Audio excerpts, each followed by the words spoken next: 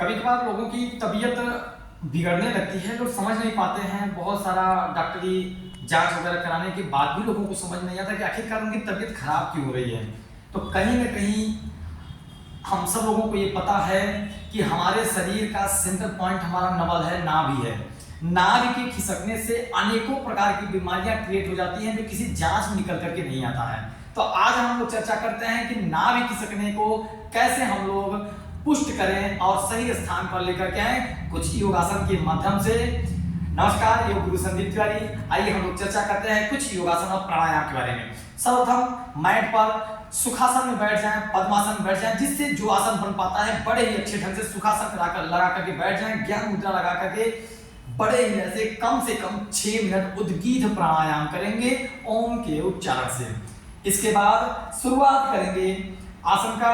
सर्वप्रथम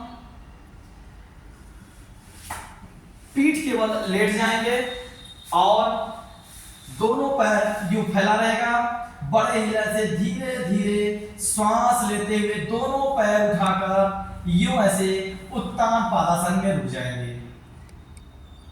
काफी देर न रुक पाने की स्थिति में क्षमता अनुसार शुरुआत करेंगे।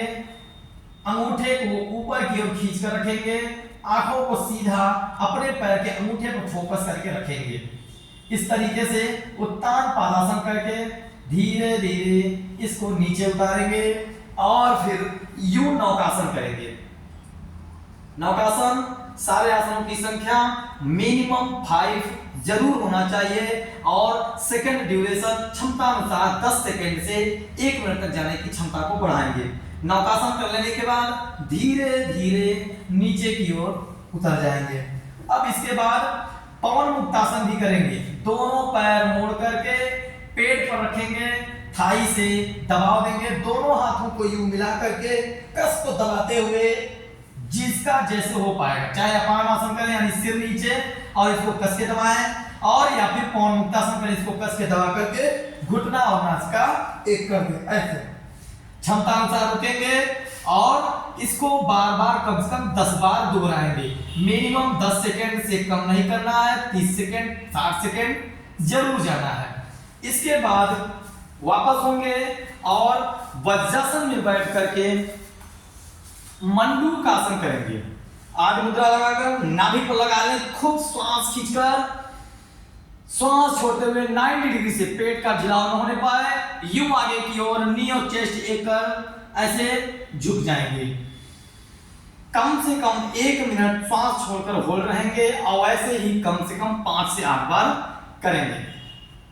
इसके बाद एक और अंतिम कर लेंगे भुजंगासन।